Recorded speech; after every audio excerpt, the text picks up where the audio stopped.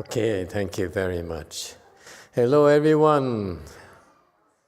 We're back here at Way Mountain Temple, where we're broadcasting from. Okay, how is everyone doing with your Chanchi? Any questions or comments? No? Okay. Bring them up whenever you feel like. Yes, 3. Thank you, Master. First of all, I just wanted to say, I noticed how nice the weather is here in Southern California, and I thought, Master must be back. Thank you for joining us today. Excuse me? You pale-faced people are so shallow. We cultivate regardless of the weather. So you're implying a master really insists on having good weather wherever he goes? I'm just according with conditions, Master. Okay. Okay, anyone else? Actually, I did want to share. Yes, sir. I really appreciated, it was a few days ago or maybe last week during a lecture how you mentioned, a little bit of a change over the years of being open to stretching when we're crossing our legs. Mm-hmm. And, I've struggled with that through the years, but thanks to your support, the Sangha's support, and some specific disciples, I've found some specific stretches that have really helped me with my hip injuries. And I just wanted to share that it's helped me a few times now, actually. Over the years, you only tried a few times meditation. During this touche. During this Chanchi a few times as I've started stretching before I cross my legs. Mm-hmm. While I've crossed my legs, I actually lose track of time. And an hour and a half and 2 hours have gone by. And that hasn't happened before. So I just wanted to share that for me, stretching has been really helpful, and along with the specific instruction I've received to aid me, I wanted to say thank you for the openness to it. Well, thank you for sharing with us. We're happy that you're getting some benefits from it. We are experimenting. To be honest with you, when I first started, I didn't want to teach many people. So I started by insisting on full lotus, and it scared a lot of people away. Most people ran away. But as now we have more manpower, most of my disciples doing the work. I've simply opened my mouth.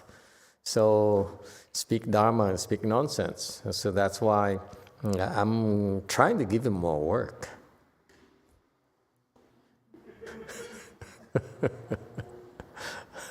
Because more and more of them are coming. Therefore, I need to give them more challenges.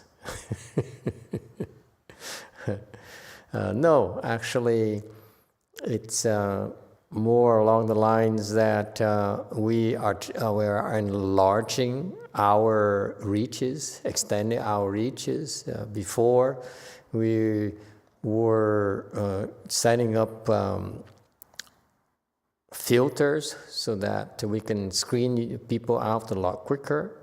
Now we should be more open-minded, more all-embracing, like what Mahayana stands for, and therefore we are a lot more. We're doing it more slowly. We'd rather give you time to build up your blessings and try it out so that you can receive benefits more slowly. Okay, so in other words, to put it bluntly, my disciples are a lot more patient than I am. I'm impatient. He might teach you and it doesn't work. So, Next. All right, but thank you. It's so important. I really appreciate you, all of you sharing your experiences, both plus and minuses, because that's how we're learning. I'm learning as I go along, to be honest with you. My master never really taught me how to teach Chan meditation. Okay? There's no really fixed rules, fixed techniques on how to teach Chan meditation. And so we're learning as we go along. I'm seeing new challenges where, to be honest with you, I'm hoping to someday soon to come up with something that will help you learn Chan without having to do full lotus. I'm struggling with that. I don't quite know how to do it. And so I need to develop something along that line. And stretching is the beginning of it. Okay? For example, there's some people who don't have enough blessings, for example, to get into full lotus. To get into full lotus, you need a lot of blessings, a lot more blessings than you realize. And so if you don't have blessings, then we should be patient and give you a chance to plant blessings. And eventually you get into full lotus. That's the litmus test. If you have blessings, you can keep up with it. Okay? And so for us to turn people away right away is not very compassionate in my mind. Now we have more help, we have more facilities, we should be more patient. Okay. All right, so we're all learning. I'm learning, and thanks to my disciples' help, I'm learning through them as well. I'm very pleased that they are becoming good instructors in Chan. They got the proper fundamentals, and they're learning, and they're eager to improve, to become better instructors still. There's still a lot to learn for all of us. So let's all learn together, okay? And share your experiences with us. Your feedback is very important to us. That's how I make adjustments. Okay. And recently, I really appreciate the fact that more and more people are more open to it, to sharing their experiences, and it's very encouraging to me. And it's a very good sign that our instructors have been doing a good job. I think there's, in the future, these people will go out, and I feel confident they'll do a good job teaching American Chan, okay, the proper way. All right, anyone else? If not, let's continue learning from the Chinese wisdom. From Master YongHua.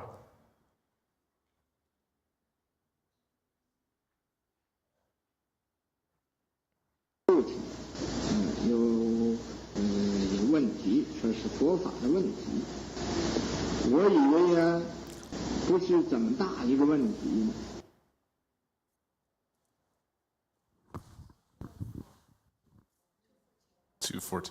Thank you. Earlier, YongHua had a question, a Buddhist question. I feel it's not a very big problem.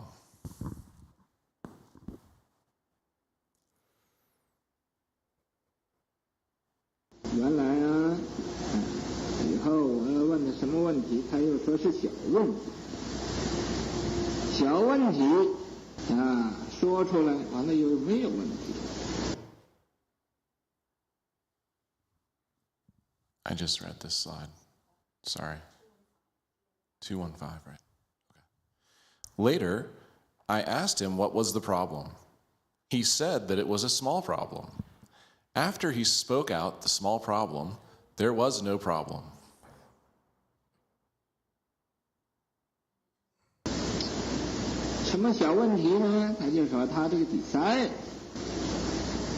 找他这个底塞尔的根，没有根，找不着，没有，但是。 What small problem? He said he was looking for the root of his desire. There was no root. He couldn't find it. There was none. 不知道，一不着了，他不知道啊，从什么地方又跑出来了。 But he didn't know why, once he stopped looking, the desire would appear from now here. 从什么地方？现在我答复你，就是从你那个无明。 Where did it come from? I answer you now. It came from your ignorance. 你那个无明啊，要破了，这些个底塞尔这些个问题也就终止了。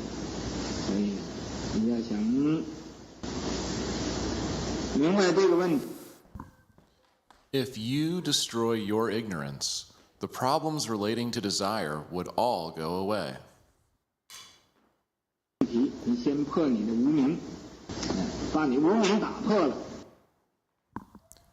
If you would like to understand this problem, you should destroy your ignorance first. Destroy your ignorance. 无明是什么呢？就是你那个黑气统，你那黑气统，你要把它那个黑气统给打破了。 What is ignorance? That's your black paint barrel. You need to break the black paint barrel. 你破无明，见法性。 After destroying ignorance, you would see the Dharma nature.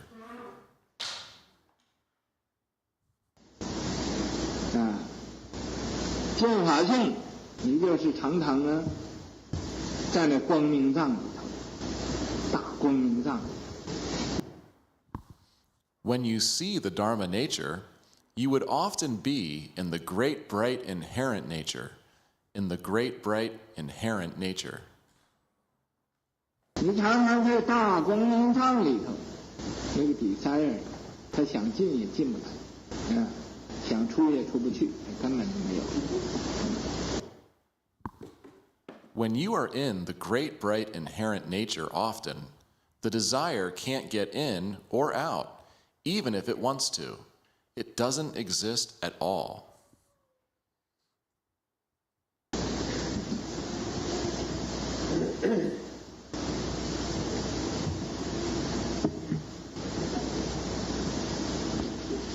今天我再给你们讲一讲这个出家人呢的性实。本来以前在中国的出家人都跟着师父姓。 Today, I will talk about the Sangha's surname, Shi. In the past, Chinese Sanghas follow their master's surname. Okay, we stop here. To go back to the point he's making earlier.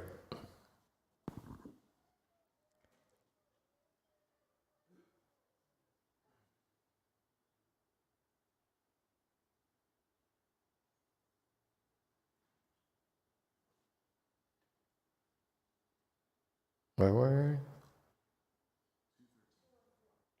The one. Okay, thank you. So, the master brought up that one of his disciples had a question, and because he has a problem. You see, this is great. The master too, allowed his students to ask questions, and this is very important when you practice Chan. Questions will arise in your head, in your mind, and naturally, they will arise naturally, and therefore, if some of those issues bother you, they're very lucky they had Master YongHua to ask. I didn't have such luck when I had issues, a lot of issues. I couldn't find anyone who could answer me. Okay, and so when he was there, YongHua has a question. His disciples. He said, "I have a problem, and this problem turns out not to be a big deal at all. What is this problem here? This small problem?" He says he was looking for the root cause of his desire. See, the Buddhists like to use the word root. I mean, the root source of the desire. Where did it come from? How did it grow from there? Okay, so he said, basically says, where did it come from? How come I have desires? And he was meditating, and he was looking for where the desire came from. He kept on looking and looking and looking. So clearly, this guy had a lot of desires. And so it bothered him. When during meditation, the thought of desires arose. And he said, where did it come from? Okay? And it kept on coming up. Those thoughts kept on coming up. So he says, where did it come from? Okay? That's wisdom right there. Because most of us say, desire, oh, nice, that's cool. After this, let's go have some French fries. You know? We immediately follow. Whereas this guy here, he says, I have this desire here, various types of desires, and why did they keep on coming up? Where does it come from? Okay? And so he tried to backtrack and says, that thought or desire right there arose from where? So he sat there and watched, and watched, and watched, and watched. And he found out that he couldn't find where it came from. It's just, blip, just like that. Yes, Daniel. 6. I have a quick question. A good question? Quick question. Oh, okay. You can do slow as well. We have all the time in the world. Have you seen the latest James Bond movie? We have all the time in the world. My question is, what does are desires good or evil, or is neither? Desires? Are they good or evil? What kind of desires are we talking about, sir? Any type of desire, are they good or evil? No. Sir, you should know by now. We are specifics kind of people. Let's say, desires is a very big term, very broad term. Let's say like sexual. What about you? Let's talk about your desires. Let's, for example, Don't talk about her desires. She has a lot of desires too, but she didn't ask a question. You raise a question, so let's talk about your desires. Okay, this, for example, my desire is my desire right now is to eat a burger, a fatty burger. Does that come from evil or in the midst of a Buddha hall? Seriously? Are you serious? I'm shocked. You playing with me. So your question is insincere. You really have the urge to eat a big and fatty triple-decker burger? Yes. Right now? Yes. Did you have dinner? Yes. How many meals you eat per day? Depends on the day. Okay, never mind. We're not going to go there. Okay, so you have a desire to have a... What kind of burger, by the way? Never mind. Okay. The one that they put cheese on it, on the burger, on the meat patty, they put like cheese or... Any lettuce and... And lettuce and tomatoes and cheese and... And, of course, onion bacon, rings. Of course, that's not onion bacon. rings. And fries, too. Those crispy fries. And no shake. I don't like shakes. With Coke. Coke. Can I talk you into buying Pepsi? I'm fine with Pepsi. Okay. We'll go to Peter's question later. But continue. So you have this urge to have a burger. Yes, sir. And then what? So that's a desire, right? So Yes. So would that be considered good or evil, though, or it's just a desire? Desire for a burger in a Buddha hall among the people who are cultivating and who are fasting. Some are fasting, they're starving. They say, I hate this, I hate it, I hate this. Anything! Give me anything to eat!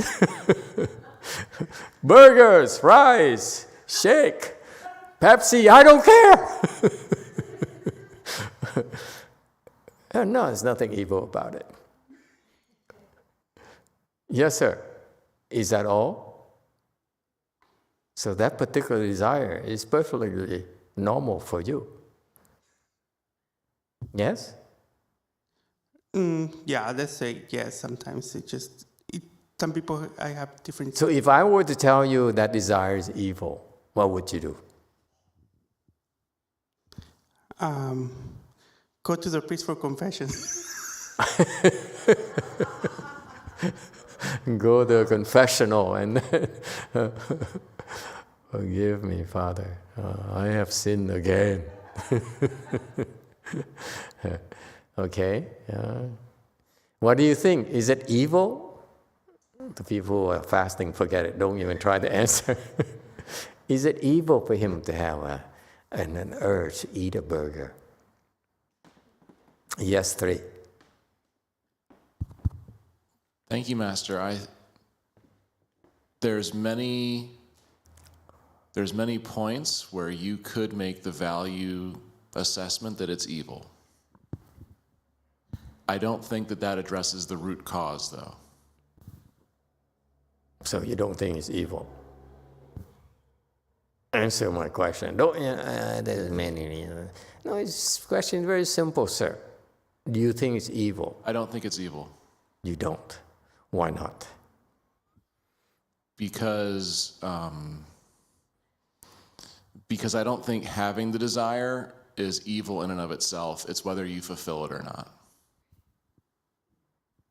All right. Yeah, 8, sir. I agree. Hendricks? Yeah. Okay, Hendricks. And I'm sorry, you guys don't think it's funny, but to me, where I came from, when you go to a big group of people, and you put something on your chest, and says, call me. I'm Bob. So that's why I look at people and say, some is Hendricks. Hendricks, go. Sorry. I agree with Peter. I don't think the desire is bad, but I think the problem comes when it starts to afflict you. I think the affliction that the desire causes is the problem.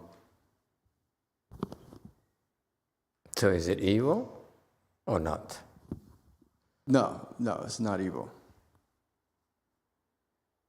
But it causes afflictions. If it causes affliction, I could say, I want a burger or I want a red car, and what does the red car have to do with it? Leave the red cars out of this.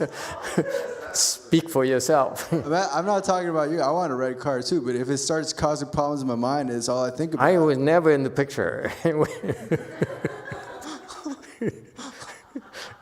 Don't be so defensive. Yes. If a burger or a red car is all I'm thinking about, and I want to enter samadhi and I'm meditating, then it's a problem. But if I think, I want a red car right now, I said, no, I'm supposed to be saying Namo Emitofuo, Namo Emitofuo, then it's not a problem. So there's no affliction to you. When you say, like, I desire a burger, and leave the red cars out, okay? And then you say, amo Emitofuo, does it mean you afflicted or not? I don't want a burger right now. Okay, suppose you want a red car.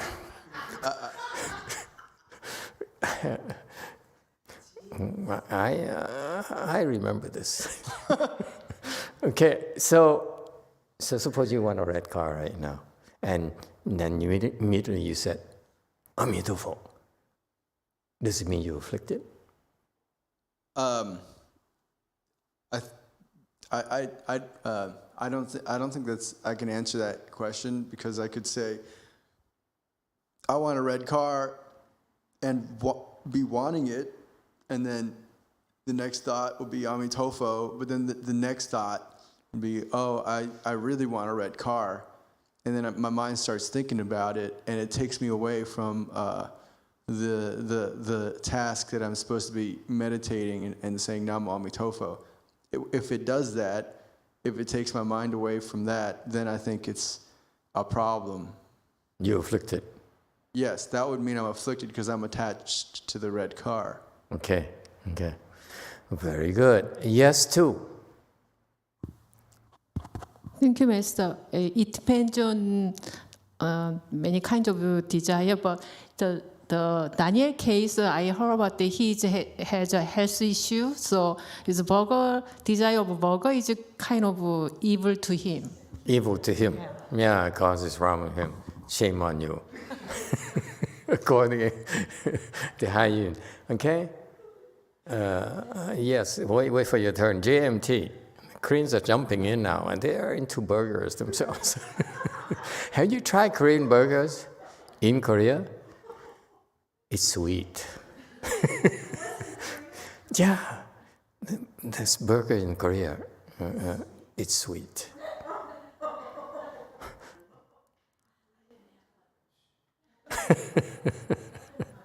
Okay, go ahead, JMT, please. Sorry, I got distracted. 제가 딴 데로 썼어요. It's not related to the question, so I dropped the sign. The what? It's a different question from Venerable Shannon. It's okay, go ask anyway, and we see what we can do about it.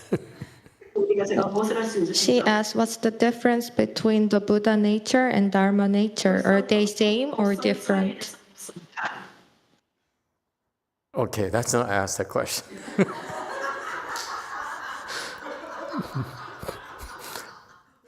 That's what happens when you let them ask any question. Next. You can ask, but I don't have to answer. Yes, 3.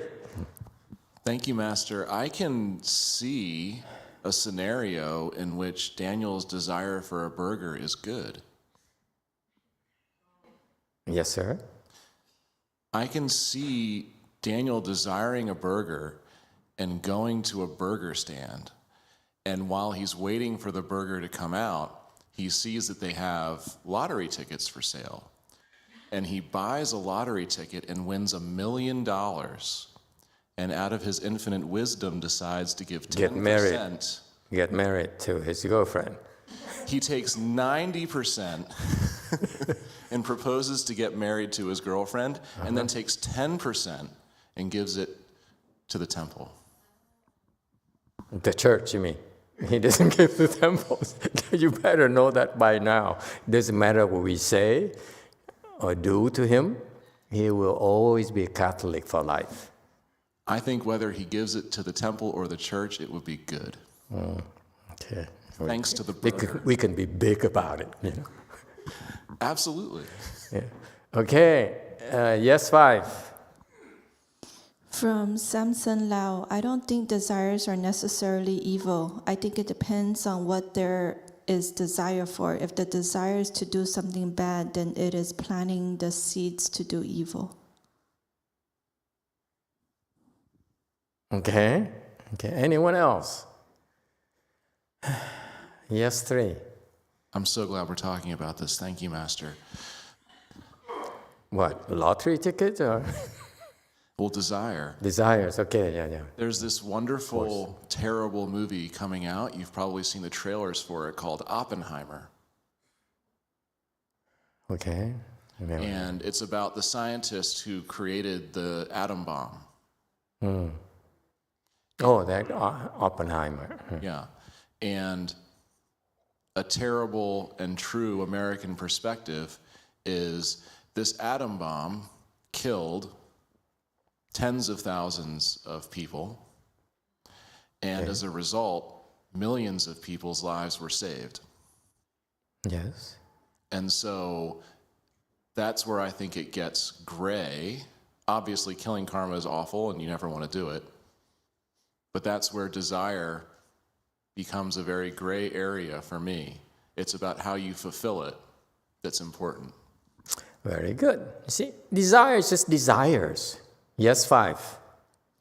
From Lyo, you can transfer the desire into energy for some constructive work, but sometimes your desire will ruin the relationship with others. So desire itself is neither bad nor good. It's up to you how you deal with it or use it. Yeah, desire is just desires.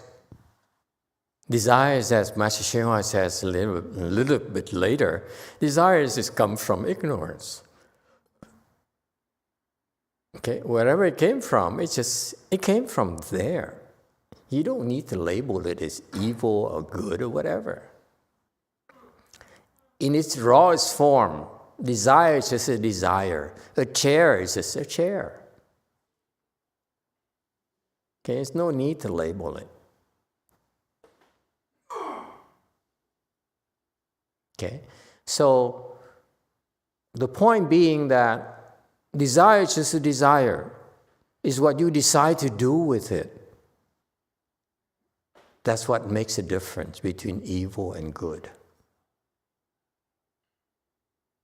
If you want to desire to kill someone, as the example was just given, and it turns out to have positive effects, then it's good desire to some, but bad desire, evil desires to others. So it depends. Okay, but desire is just a desire. So what does it have to do with us? Chan meditation. Why do we talk about desires?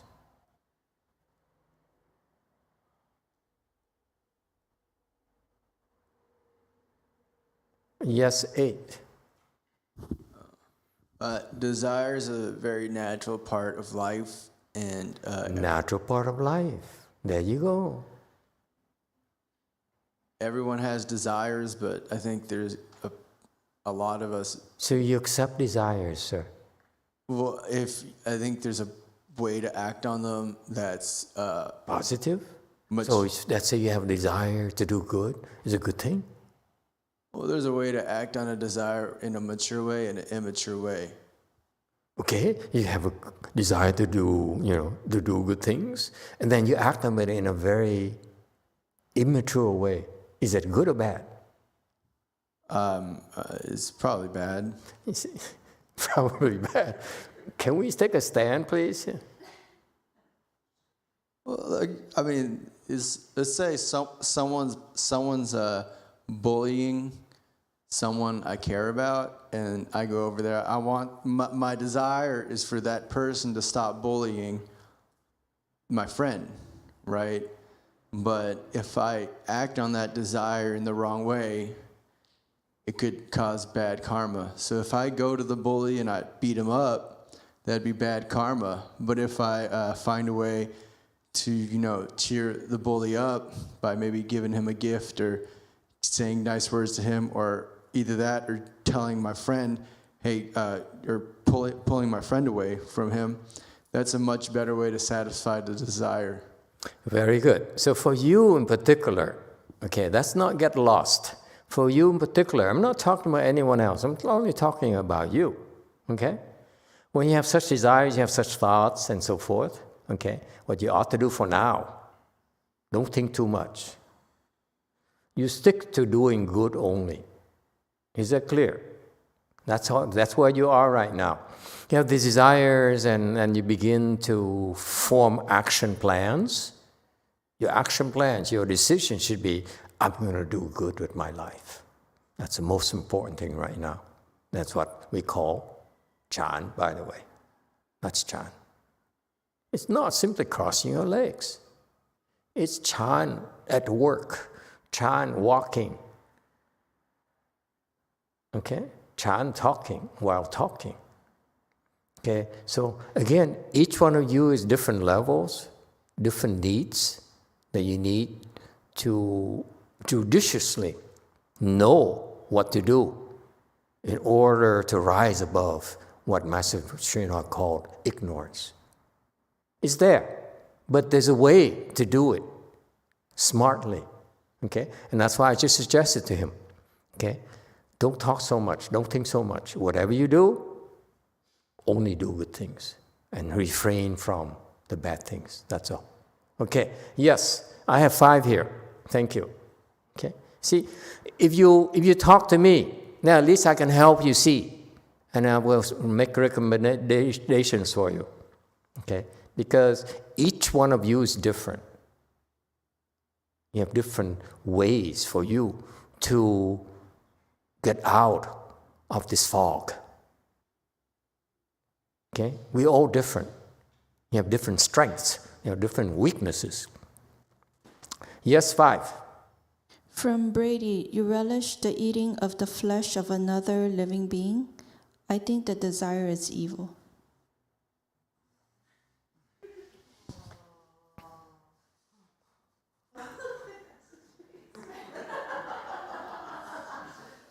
I have a confession to make. Oh no. I like escargot when it's fresh and it crawls down your throat.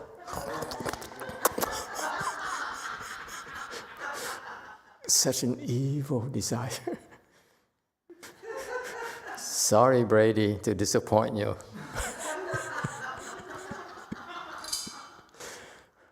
I don't get it. Why is it? How can you let an escargot crawl down your throat? Anyway, go ahead, 3. Oh, thank you, Master. To answer your question, you don't stop it. You let it crawl down your throat. I facilitate it. You don't obstruct. But I wanted to respond to my Dharma brother's scenario and share my own personal experience. When I was young, we were sledding in the snow on the East Coast. The neighborhood was a military town. And I saw a smaller kid getting pushed down the hill by a bully a few times. And I didn't like it. So I went over and I pushed the bully down the hill and I shoved his face in the slush. You were a lot bigger than the bully. I was bigger than the bully. Okay. Little detail you left out. I mean, like an inch, like we're like 6, Yeah, okay. So I pushed the bully down the hill and then I let him taste slush for about a minute. And I told him if he touched that kid again, he's going to get to eat more slush.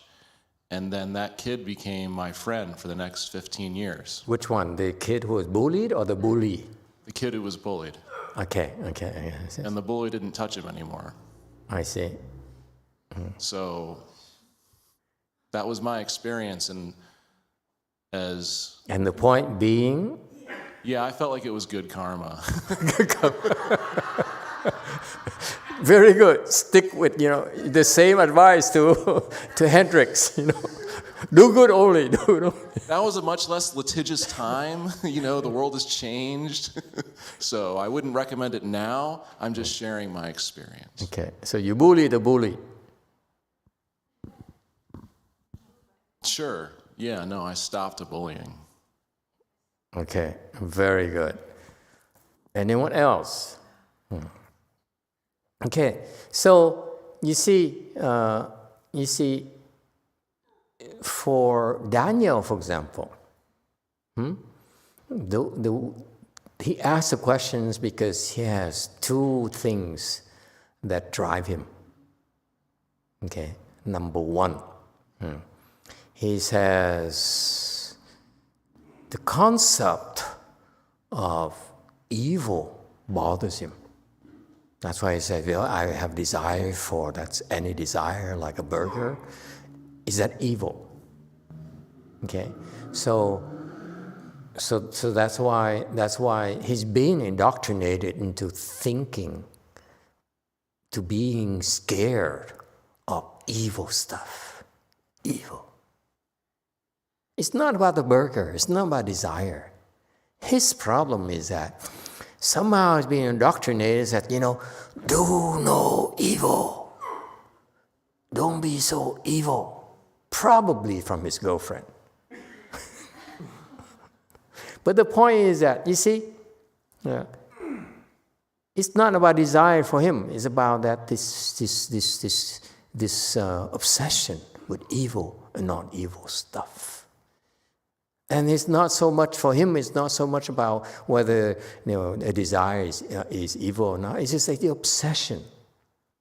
Don't be so obsessed, because desire, life is just life. You don't need to judge life to be evil or good. You don't need to pass judgment constantly. Can you embrace people for what they are, what they do? Like Brady says, if Master likes escargot, then Master is evil.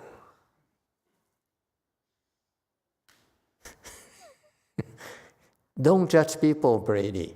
Okay? It's okay. If you are stronger, if you have wisdom, then you're able to embrace both evil and good. People are fearful. People like Daniel are fearful of evil. Okay? They prefer goodness because they feel better, they feel more comfortable. That's a weakness. If that is like that, then we cannot help evil people.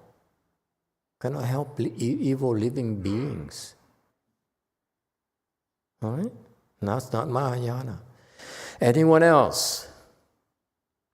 Okay, very good. Are we okay now? Now, still have a question? Yes, sir, 6. No, it's not about me being afraid of evilness. Of course not. I know that already. It's more like about not committing sin. So I was just Not committing a sin has nothing to do with fearing doing evil. You heard it from him. Okay? I stand corrected. Excuse me. for the church, desires is not a sin. It's not evil or not evil. It's just life. As even the church says that. But I was just curious. You can't speak for the church. You out on a limb now. That's not the one. That's not the church teachings. Stop.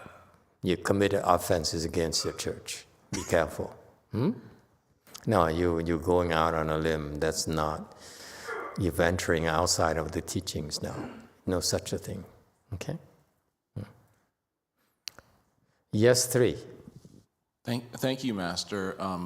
I can empathize with Daniel's desire not to sin. I feel I have a similar desire to uphold the precepts I've taken.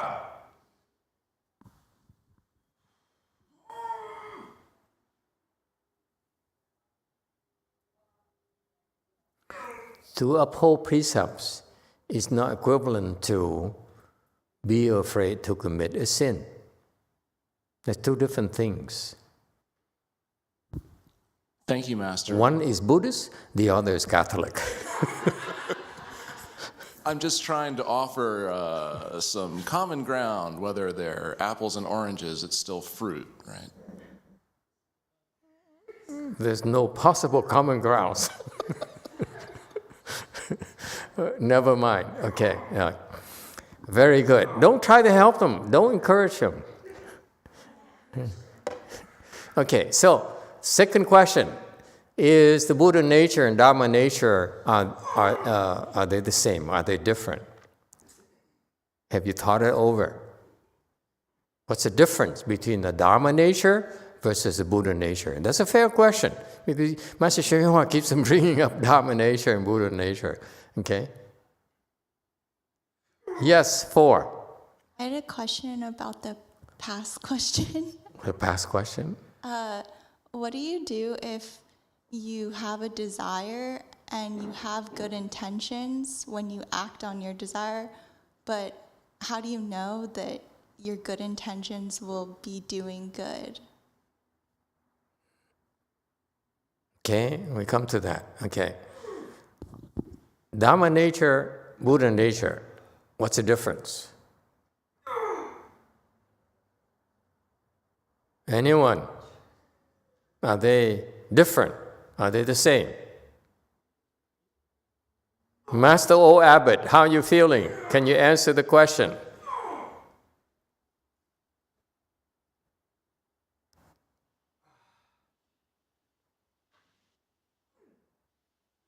Con không có chắc là con biết cái đó. He sounds like he's feeling better than yesterday. His voice has more resonance.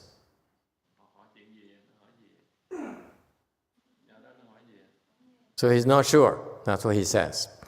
Anyone then? Anyone else? Maybe the acupuncture help that he got yesterday and the ones coming is very helpful. Thank you very much for your help. Okay, keep up the good work. Anyone else? Yes, 9. What's the difference between Dharma nature and Buddha nature?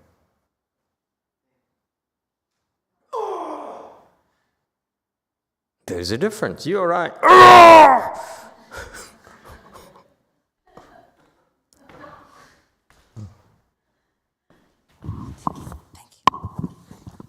Thank you, Master. I think it's the same. The thing is the same. It's the same. Okay. I can go either way. Anyone else? What's the difference in Buddha nature and Dharma nature?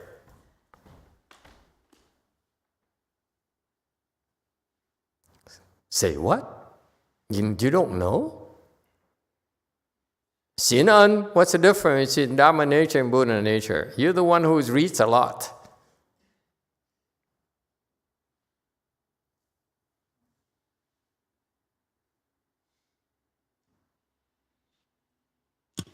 안녕하세요. 갑자기 드는 생각이 법성과 불성에 있어서 그 수학의 집합이 생각났습니다. 불성은 합집합이고 전체 집합이고 법성은 부분 집합입니다. 그래서 불성은 법성을 포함할 수 있지만 법성은 불성을 다 포함할 수 없습니다. 법성은 불성의 방편이라고 생각되어집니다.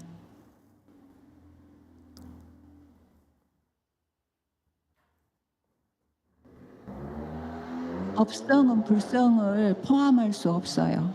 근데 불성은 법성을 포함할 수 있어요. 다 포함해요. 그래서 법성은 불성의 방편이라는 생각이 듭니다.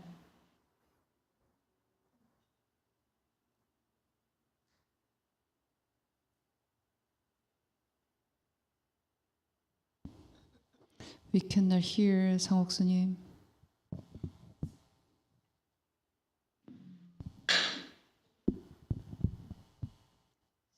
세라님 혹시 가능하세요?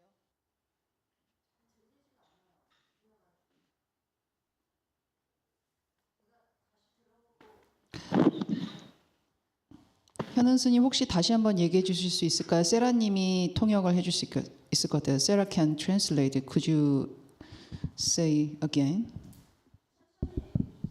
네, 갑자기 그 법성과 불성의 차이점에 대해서 말씀하실 때 수학의 집합이 생각났어요. 집합. 교집합, 부분집합, 전체 집합, 합집합 할 때 불성은 전체 집합이고 법성은 부분 집합인데 불성은 법성을 포함합니다. 그리고 법성은 불성의 일부분이 뿐이지 법성을 모두 다 이렇게 포함할 수 없기 때문에 같지 않습니다. 그리고 법성은 불성의 방편이라는 생각이 듭니다.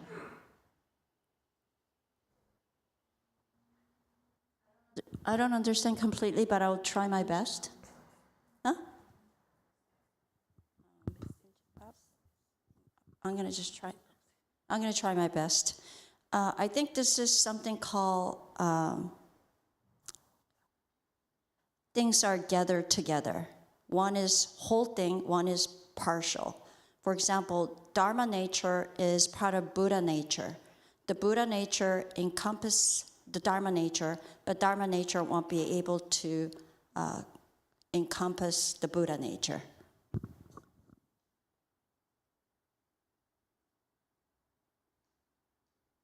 Very good. Anyone else?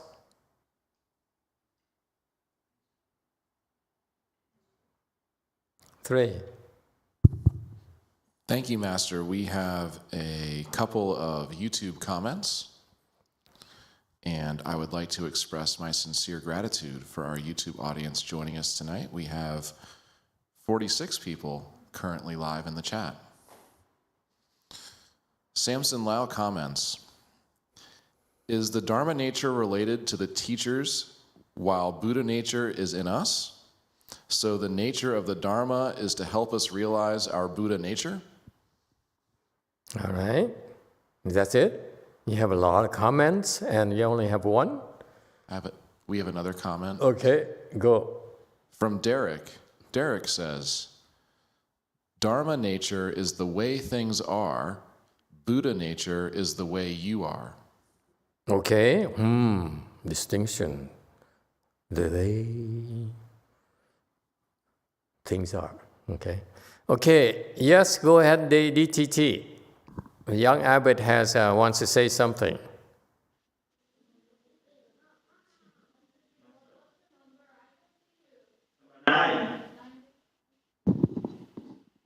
Master, I think they are the same because I think the Dharma of the Dharma is from the mind. The nature of the mind is the Buddha nature, so I think they are the same. Okay, anyone else? Very good. Okay, we have to be prepared because when we talk about these concepts, eventually you understand where they're coming from. When we talk in Chan about the Buddha nature or your nature in general, in Chan environment, when you talk about see your nature, accomplish Buddhahood, become a Buddha, that refers to your Buddha nature. Okay, meaning that your inherent Buddha nature in you, that you already possess, that you own, that's yours. It's no one else's. It's not outside. Okay, it's with you. Okay, but you can't see it, so you can't use it. So far, so good. Buddhist Chan is very, very, very precise. You see in nature, when you see it, then you can use it. You don't see it, that's why you don't know where it is. It's just like you're trying to nail something and you cannot find a hammer. Okay? To see the Buddha nature is like to see, oh, I have all these things I can use. A hammer, what else can you do for nails? Different types of hammers, and more hammers, and so forth. You see, unless you see it, you can't use it. You can't talk about it, okay? And then the people in general talk about enlightenment. Enlightenment for us, Buddhists, is very, very precise. Enlightenment is a state of wisdom. What is a state of wisdom? State of wisdom where we see our nature, our Buddha nature. Why is it called wisdom? Because we have a lot of things there in our Buddha nature that we are not using. We are underutilizing ourselves. That's a state of lack of wisdom.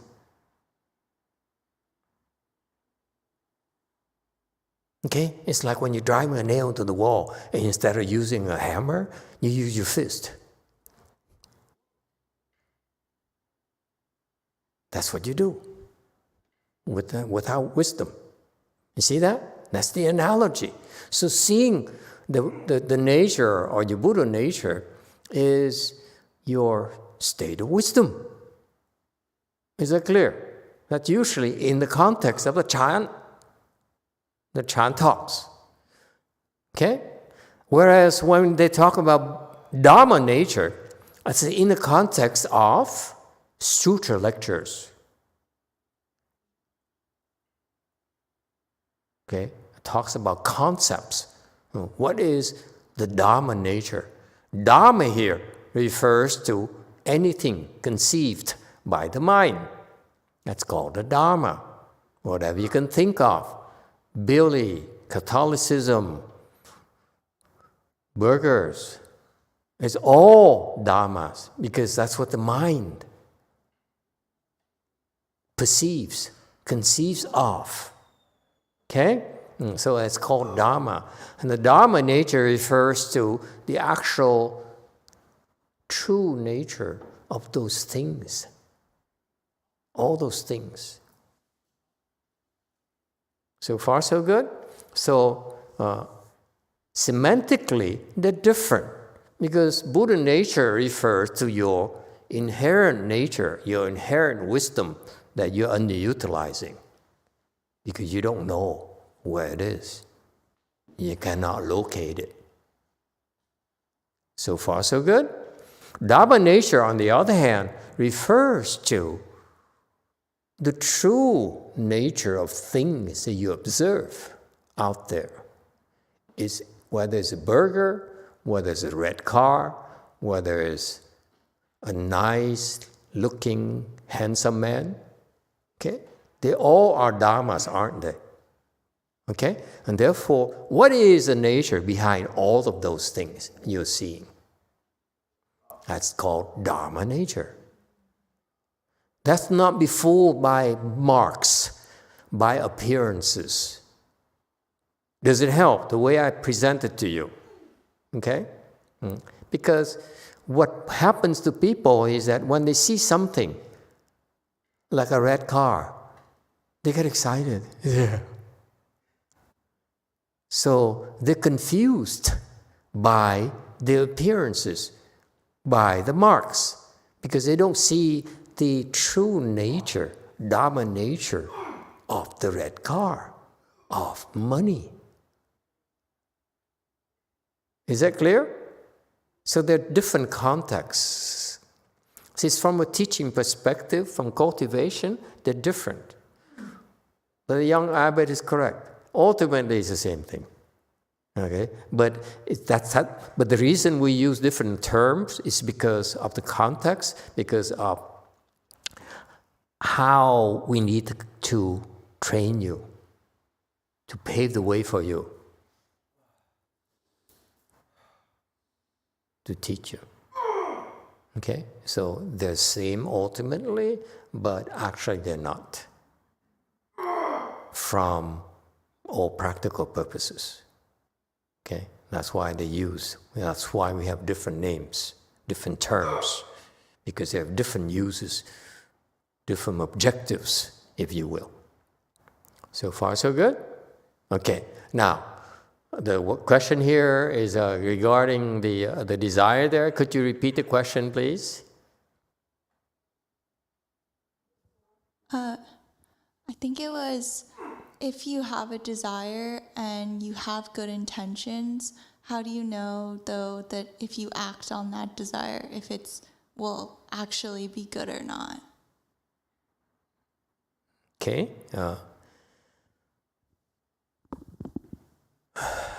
Why do we so complicate things? Can we leave it as evil desire and good desires like the Catholics do? You have to add evil and good intentions now into this. Yes, 3. Let's get from men's wisdom perspective. Thank you, Master. I would like to share the answer to that question I received from HR. The HR perspective is your intentions don't matter. The result of your action is what matters. Okay. Hendricks.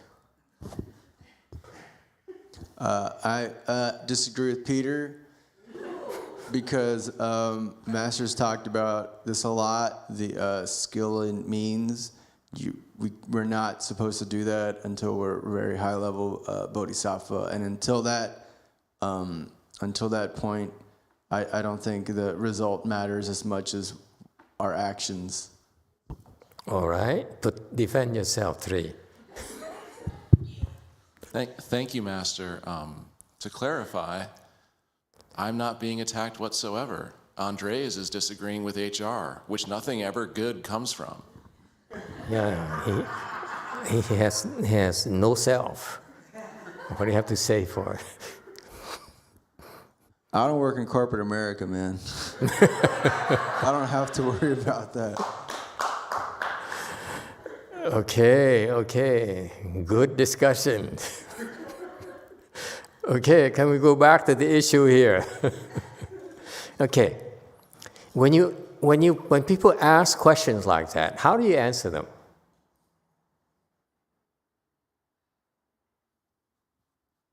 Problem with the question. Too general. You try to answer general questions, you won't have enough time. Because when you ask them, that's what I mean. I'm more interested in when you talk about desire, ask what desire. I said, can you be specific? They said, burgers. And I said, now we're talking. You see what I mean? Good intentions, still too vague. Okay? However, yes, 3. Thank you, Master. I was going to go back to what Great Master YongHua mentioned in the talk. I think when you receive a question like that, what I listen for is the root cause the question is being asked. It may not always be articulated, but I think it's in there. Okay. And what I hear is, I think something's going to be good. How do I commit to doing that, knowing there's risk? All right, very lofty there. But I think my take is different, if I may. When I hear this, people in the world talk like this, and many people will talk like this, I have good intentions. I mean well. And quite often, I see the exact opposites. All right? Meaning, for example, a mother loves her child to death. She has good intentions. Yeah? Yeah? What if she has everything she does is from good intentions. Never a bad intention. It's my child, my life. How can I possibly have bad intentions? I will protect her with my life. I don't want her to suffer. That's good intentions, yes?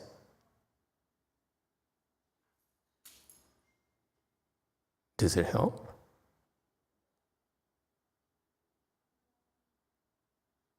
I rest my case. Don't have to answer that. It's not, I'm not looking at anyone in particular. But I hear this often. I see it often, especially from mothers who says, I love my child. I give my life for him. And she's the one who's scarring him for life.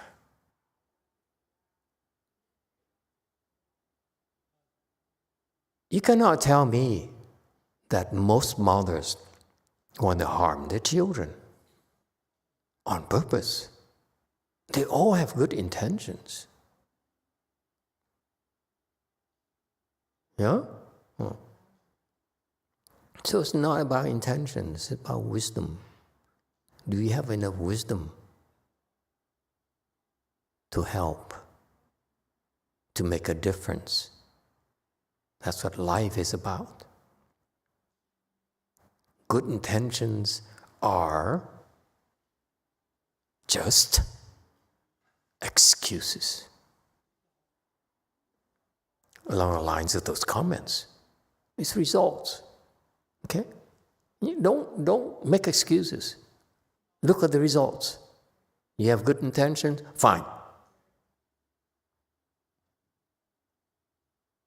But you still have to answer for the results of your actions. Does it help? There's some cases where we don't want specifics because you could lose people. You understand, boys and girls? You know, sometimes we want them to be anonymous. Anyone else? You see, to drive the point home, people make too many excuses. In Buddhism, we look at results ultimately.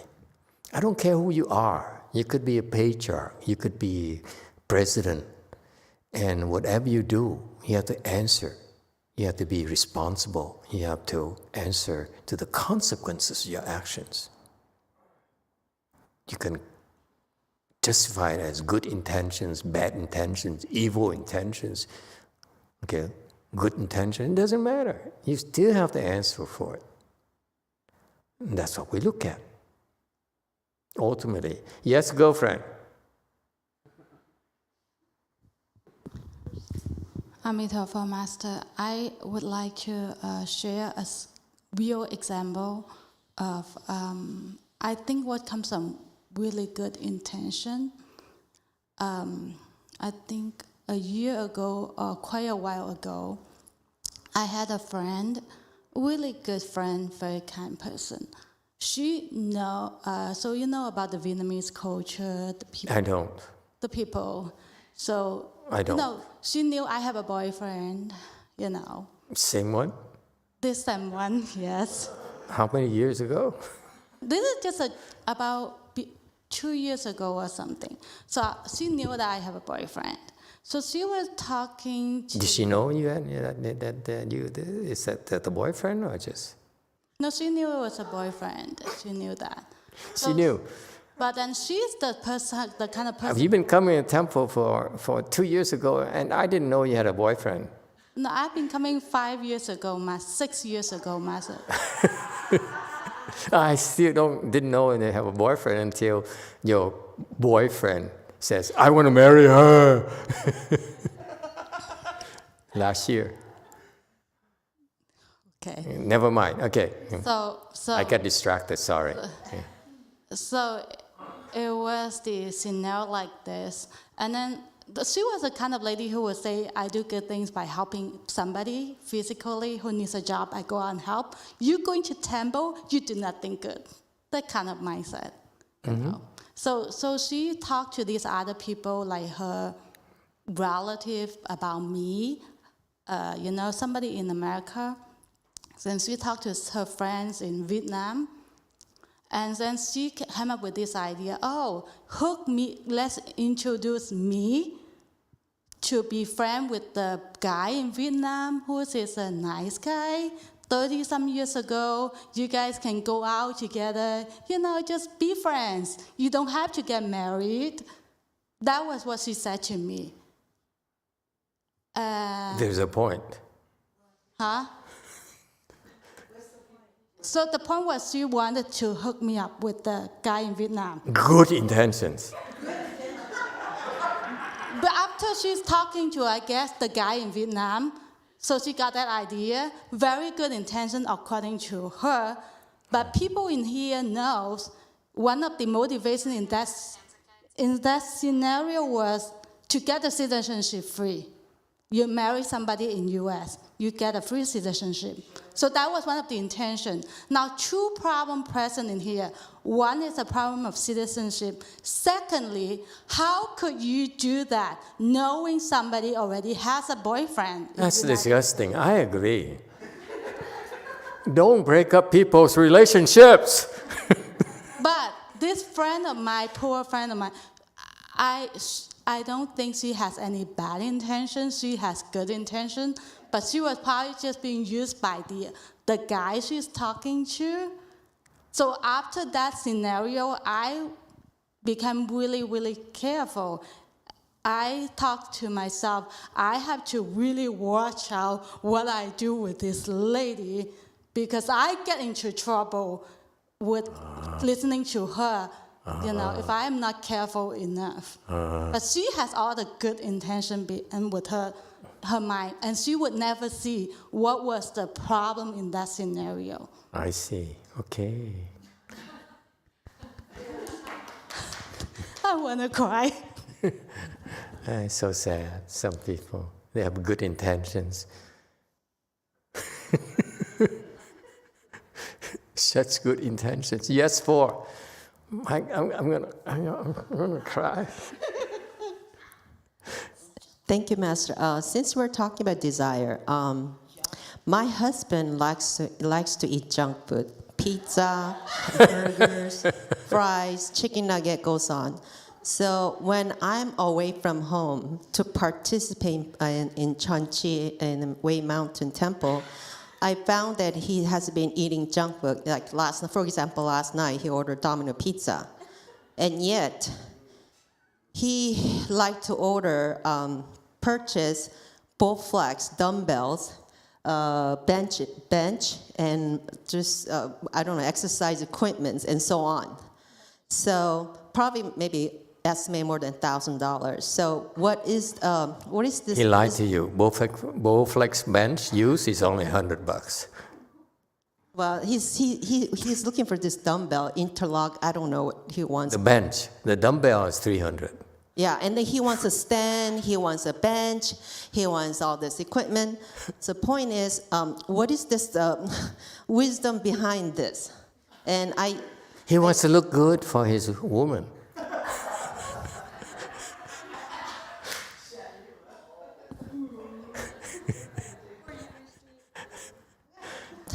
I won't say anything. Then. I have good intention, as you can see, for both of them. Okay. I'm trying to find the middle ground here. So if you keep ingesting this junk food, what is purpose of buying this expensive workout equipment? I don't understand. I would not touch that with a 10-foot pole, my man. Yes, 3. Defend yourself. Master, thank you, Master. I think this is a good teaching opportunity. Excuse me, you see Koreans, how petty Americans are? we worry about junk food and Bowflex dumbbells. Go ahead, sir. Sorry. Thank you, Master. I'm so thankful for your instruction that when your wife is upset with you, to understand that that's a learning opportunity. And I learn so much from her all the time. I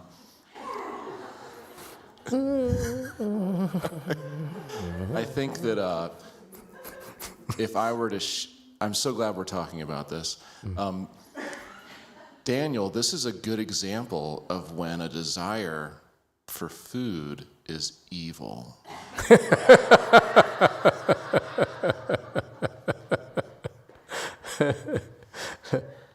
Okay. Okay. So the point being that she's asking for what is the point? Yes, I know, Master. Is there a point you were trying to make? Well, I was really hungry, so I needed to order pizza, and I want to look good for my wife. So these points operate in parallel, independent of judgment. It's the middle way. They're my Dharma. They're my Dharma nature. I am not perfect. Okay, there you go. All the answers for you. Yes, Daniel, did you want to say something? I think there's wisdom in eating a lot of junk food and then exercise. But at the same time, you have to be according to your wife. So it's like men are the slaves of the woman. So.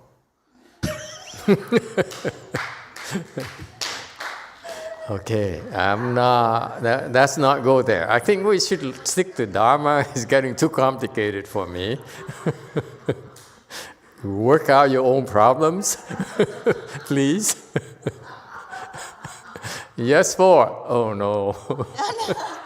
There's a YouTube comment. Yes, YouTube comment. Empty Mirror says, Master, is it a proper understanding to think if your action doesn't help the other person realize their Buddha nature through paramitas and precepts, you are acting at your own karmic risk? Too much thinking. You're justifying instead of doing. Be careful. Because when you talk like this, you're using words you don't understand, and you fall into the fallacy of 口头禅, practicing Chan with your mouth. Okay? Don't talk about it. See, we have a rule of thumb. You do it, and then after you are able to do it, then talk about it. You can't do it, keep at it. You give instructions, okay, then do it best way you can. And do it until grind it out and find a way to make sure you can do it. And once you can do it, then you know why. If you don't do it, you will never understand. For example, case in point, when the commenter says 6 paramitas, he doesn't even know what 6 paramitas are here. He doesn't even know how to cultivate the 6 paramitas. All people do is talk about words. Buddha nature, Dharma nature, 6 paramitas. Isn't that obvious? It's clear. What can't you understand? I'm talking about 6 paramitas. 6 paramitas is for you to do, not for you to talk about. It's for me to talk about because I don't do. You're supposed to do. I'm the teacher. I don't do. Don't have to do. Okay, anyone else? Yes, 8. I have a couple examples about people with the same intention, but going about it in constructive and destructive ways. So I do music, and there's a lot of people who use drugs to make music and keep them going. And Elon uses drugs to make Teslas. In the process, they're destroying themselves, they're destroying their minds. In the process, he's killing himself.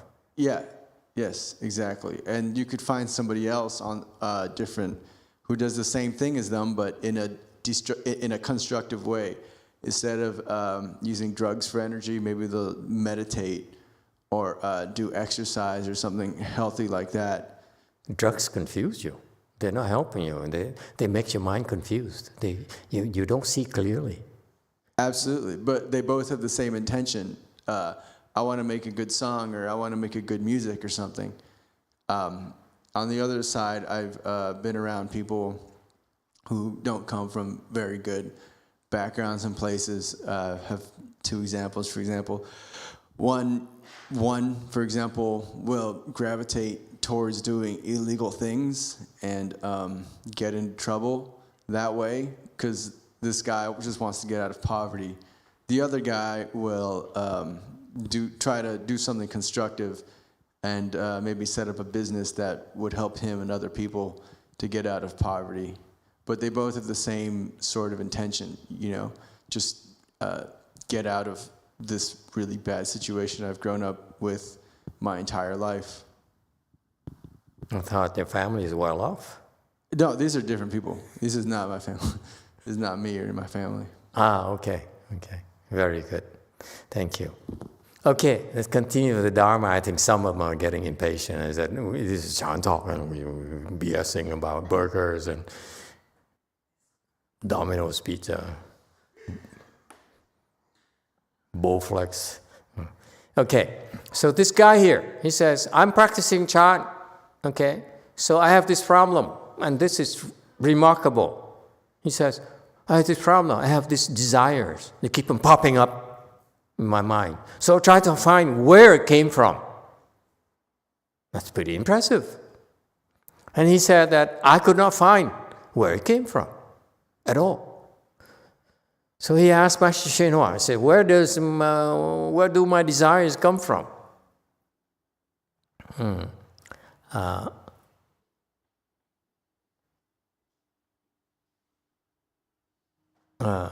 I don't know, this slide 217, what he's talking about.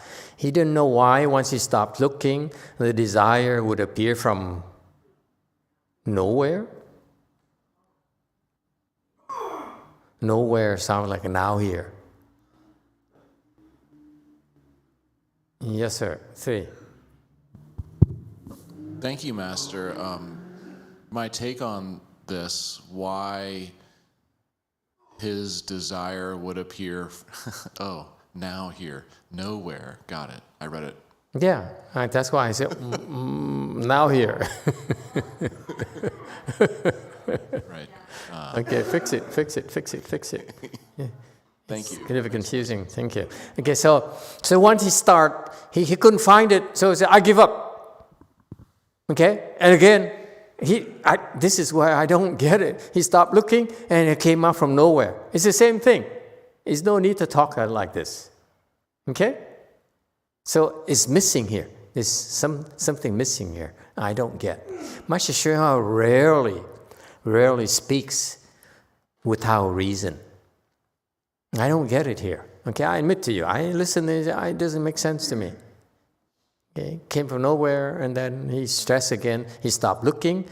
Whether he looked or not, he couldn't find it. So it came from nowhere. The desires keep on coming. So I don't know why. What's relevant here? What's the relevance of this? Yes, Sri.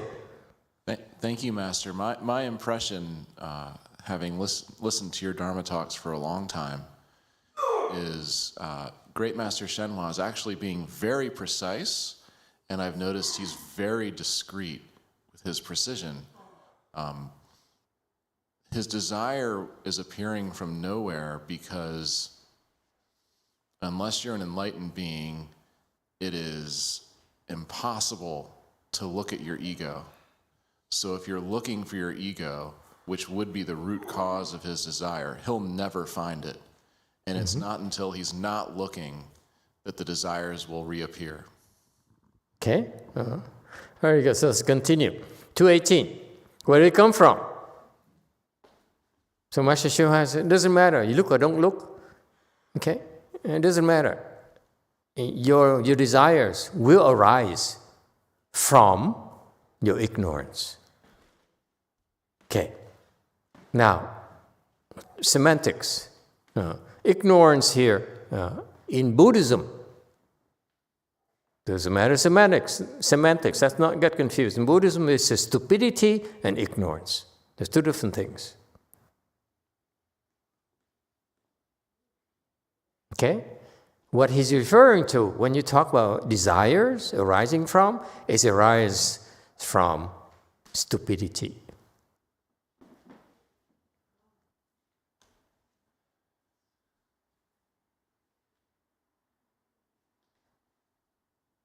Okay? But anyway, because I'm looking at different levels of people, that's why I want you to not be confused. When you're not enlightened yet, it's called stupidity. When you after you're enlightened, it's called ignorance. So even after you become enlightened, you still have desires arising, but it's from your ignorance. Whereas desires from people who are not enlightened arise from their stupidity. That's all. Matter of semantics. So far, so good. So don't think that I will let it slide. It's okay. Wu Ming is okay. Yeah, so in general, that's why this is a limitation of language, but actually it's very precise. Okay, so that's okay. We're gonna let it slide. Okay. So it says desire comes from ignorance. Let's use the word ignorance. It's okay. It's not a big deal. Okay. Ignorance meaning Wu Ming. You're not clear. You didn't know better. That's all it means. Okay? Here, Wu Ming here, if we were to translate it, we have to use the word, ignorance and so forth, but it basically means you didn't know better. That's all. You're not clear. Not clear-headed. So far, so good? That's a concept here. Only in Buddhism do we stress this. Okay? You're not clear-headed. You didn't know better. That's all. But you refuse to acknowledge it. You say, no, I'm right. No, I'm cultivated. I'm educated. No, I'm successful. But you are so scared at looking at the fact that you have blind spots that could be very harmful to you and to the people around you. And worldly people don't dare look at it. Buddhism is that, be careful. There's something where you have blind spots, where you didn't know better. You ignorant. That's why you cause sufferings for yourself and with people you love. So far, so good?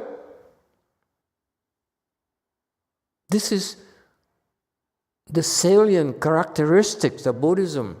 Over there, where Daniel hangs out, they talk about, you sinner, you bad person. But here, we don't need anyone to tell us that we're a sinner. We don't need anyone to tell us that you're a bad person. We tell ourselves. We judge ourselves. Okay? So far, so good? In the context that if you have clarity of mind, okay, then you'll be able to see yourself better and avoid creating offenses. That's all. And stop your suffering. Whereas they always say, God tell me that I have sinned. God tells me, and so forth. In Buddhism, sir, look at ourselves.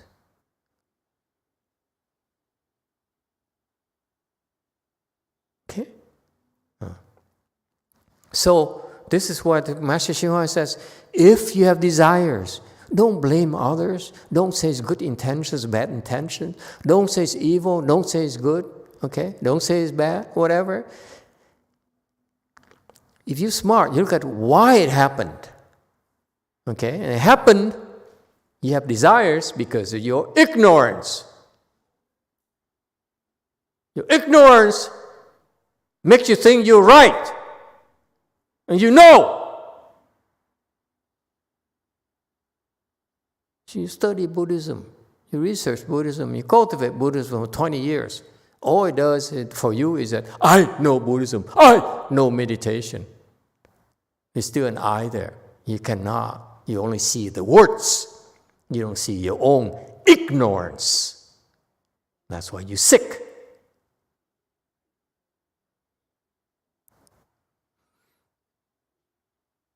No matter how rich, how successful you are, you're still hurting yourself, making yourself suffer because of your ignorance. You can be very smart. You can be classified as a genius. You can be the most powerful man or woman. Okay? But if you're ignorant, you are inflicting pain and suffering upon you and who else? The people who are close to you.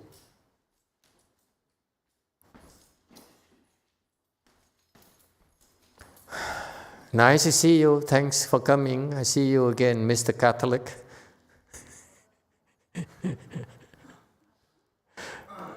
Okay? Got that?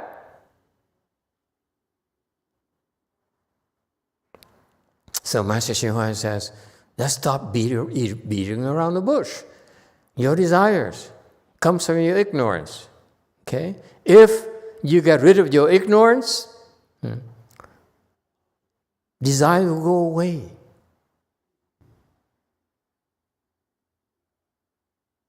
So what's the point? If you classify desires as good, classify desires as bad, they still are desires.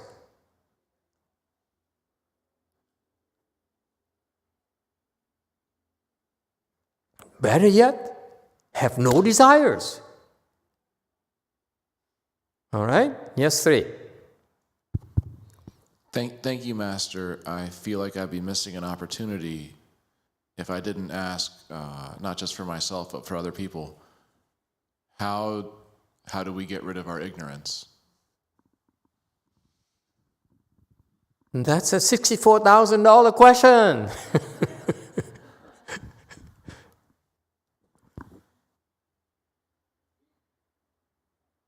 I have no idea. How do you get rid of ignorance? Master O. Abbott.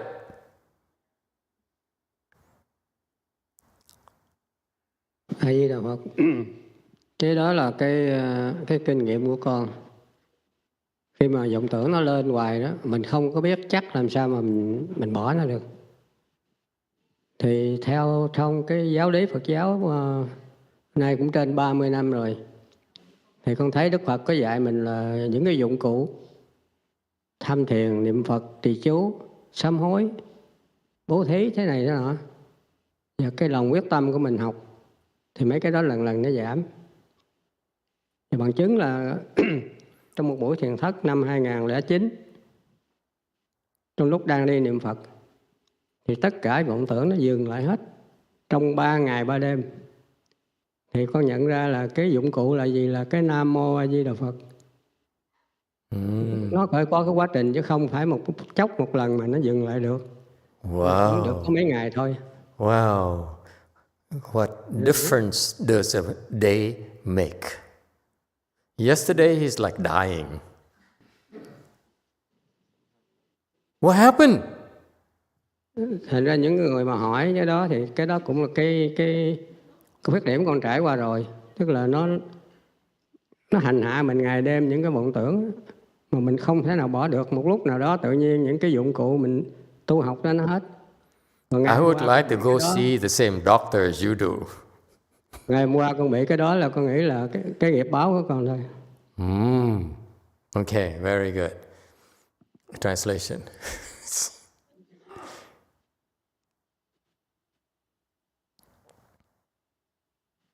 Emitofuo, Master, this is the experience that I have.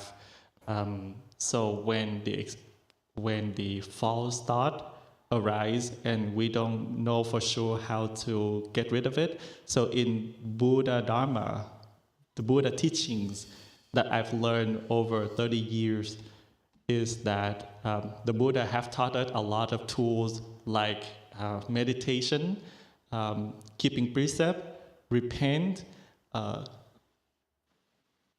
giving. So if you determine to work on it, then gradually it will reduce. For example, in one of the meditation Chanchi that I attended in 2009, so after I've been walking and reciting the Buddha name, somehow the false thought disappeared for 3 days and 3 nights, And where does that come from? It comes from the recitation of Amitabha, Buddha's name. So that false thought just temporarily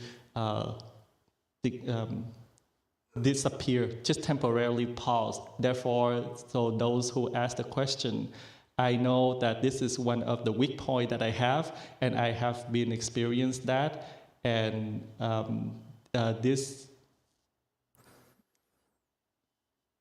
therefore that's how we can temporarily stop our false thought. So yesterday, what I experienced is just my karmic retribution. That's all. Okay, very good. So,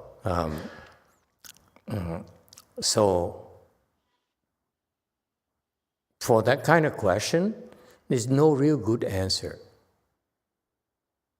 Okay, I would rather paraphrase it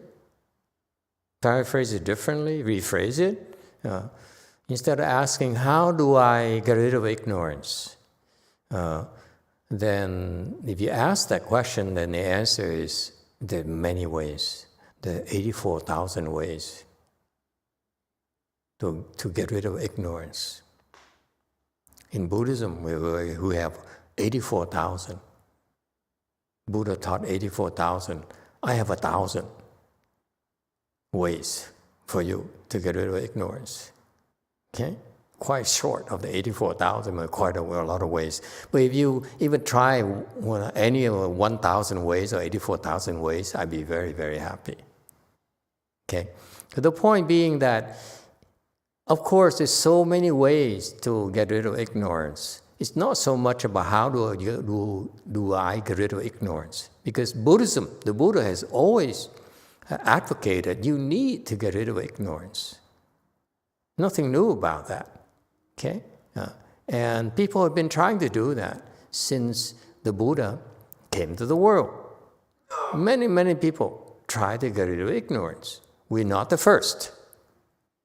Okay? So the question should not be, how do I get rid of ignorance? Because it's implied that, can you teach me? You hear things differently than I do, or what? That's what I'm hearing. Can you teach me how I can get rid of ignorance? And my answer is, I don't know. Who am I to tell you? I'm ignorant. I like red cars. I like escargots. And you don't know what escargot means. It's snail. In the French, they eat snail. They take a snail, they suck it out.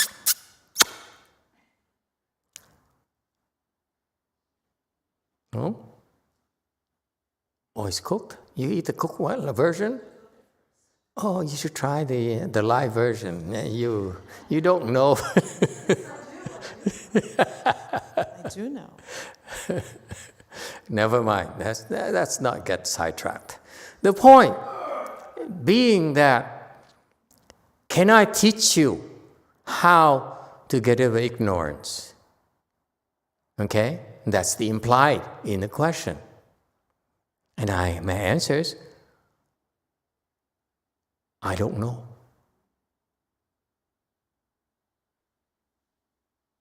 I can't answer that. Okay? Yeah, but I have to ask someone else. You say, can he teach me to get rid of my ignorance? If you ask me, then I said, how much money do you have?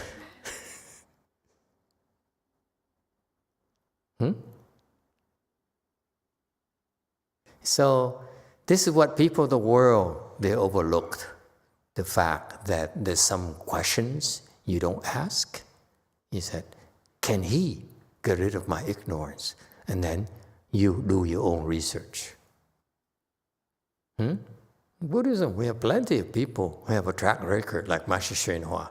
If you want to get rid of ignorance, study him, study his teaching, study the way that he's trained his disciples, follow the instructions. Follow the instruction of the patriarchs. That's always a safe way to get rid of your ignorance. Okay? All right? So I can't answer you. Oh, I will not answer my own questions. How is that? Okay.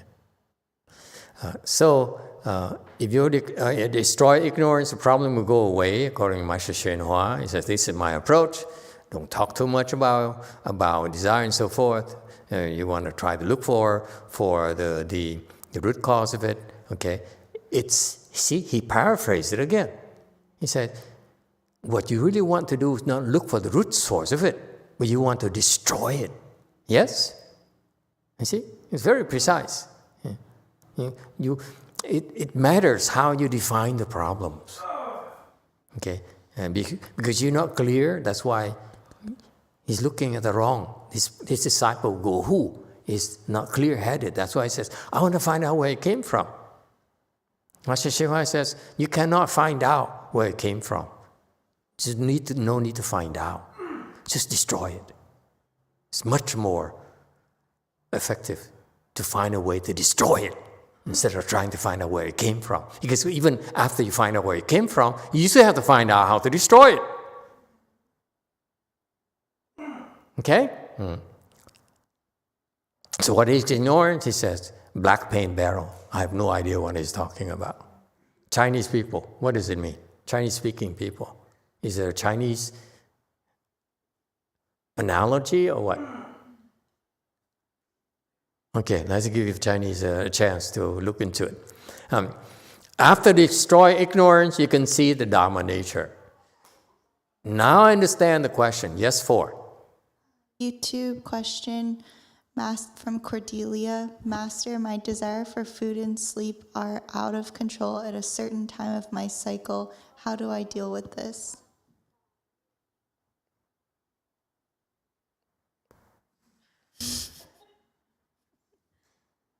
Endure. That's one of my 1,000 Dharma ways. Endure. You want a second one? Endure.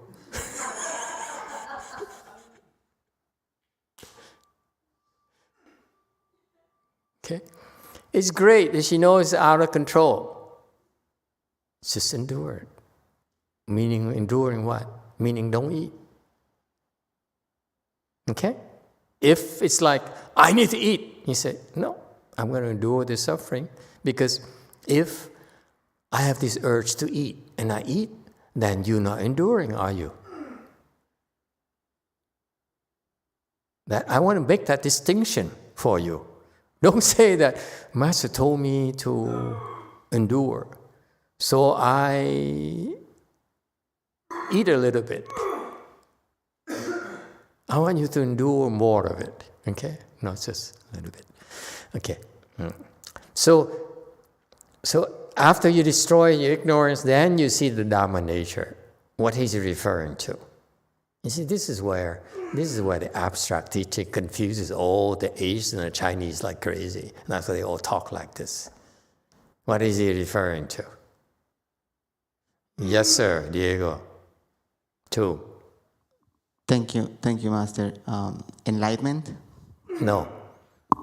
When you see a Dharma nature, you will be in a great, bright, inherent nature, in a great, bright, inherent nature. Would often be in a great, bright, inherent nature. Okay, what is he talking about? When you're in a great, bright, inherent nature, desire cannot get in without even want to. It doesn't even exist at all. Okay? Okay. So that's the final point up to tonight's lecture, coming from him. What is he talking about? Here, I am running out of time, so can I simplify it for you? Okay? After you destroy your ignorance, you see the Dharma nature. Dharma nature here again refers to things. Yes? A red car, a big fat burger, money for some people. All right? Success. Recognition. Do you like me? Do you like me? Okay? So, those are dharmas, yes? So what is mean by see the Dharma nature? You see your Buddha nature now. You see the Dharma nature. Next. After destroy ignorance, mean you have wisdom, you will see the Dharma nature. Meaning that you see what a red car really is. What fame really is. What God really is. See? I have to mention it and then he comes back. What a big fat burger really is. You see that? That's the Dharma nature. Is that clear? We agree on this? So what is it really is? God is a Dharma, isn't he? Because you think of it. Burger is a Dharma, isn't it? Girlfriend is a Dharma. Money is the exception. Because mortgage is real, man. Car payments are real. Don't even drive a car. What's so funny? Got that? Okay. So Dharma nature. What does it mean, Dharma nature? It means that I'm cutting it short for you. Do not try to answer me. It means that the red car is empty. Its nature is empty. It's not real. God, for God's sake, is empty. It's not real. It's only your concept of God that is not even close to the real thing. Not even close. What you guys think of the concept is not even close. What he really is. Okay? Whatever you desire, the nature is empty. So far, so good? That's called wisdom. That's what he says. After you destroy ignorance, you have wisdom, then you would see a Dharma nature. When you see Dharma nature, you'll be often in a great, bright, inherent nature, meaning that you're using Buddha nature. See it? The Buddha nature has wisdom, so it's bright. It shines upon things you look at. You say, what's so great about this? What's so desire about this? Got that? Okay? Because when you can see things clearly, and you can see that things are actually empty, then where is desire? The desire says, poof, it disappears. Right away you say, really? I want this? Is that right? Okay? Yeah. So, if you're able to have your wisdom and use wisdom light to look at the Dharma nature, your Buddha nature, the Buddha light, look at things in the world, then you can see things clearly and you have no more desires. Isn't that cool? You are free. You're no longer tormented by your own desires or lack of desires. Lack of desire is what? Also a desire. Ha ha ha.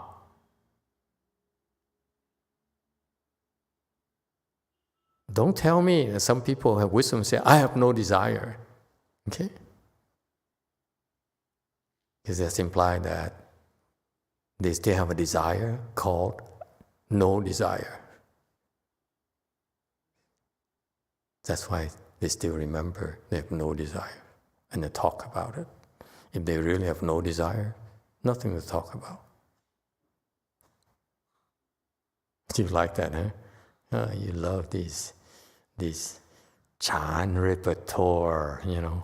Hey, I outsmart you, I outdebate you. Yeah? Yeah? See that?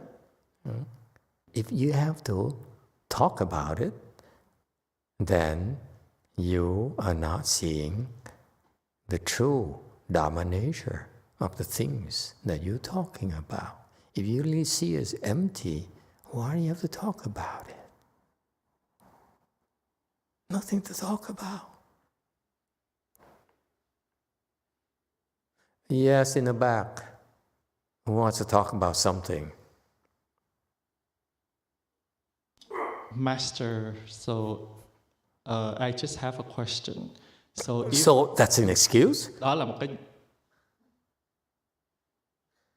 What do you want to talk about? Master, I just want to know about the slide 219. So he said that if you be able to break your ignorance, then your desire, this problem will be suspend, 停止 in Chinese. So if you are out of that great light inherent nature, does it mean that your desire still activate? No. Good question. The translation is not good because they don't understand what he means. He says, if you destroy your ignorance, okay, this problem with desire will stop. It doesn't go away, it stops. The problem stops.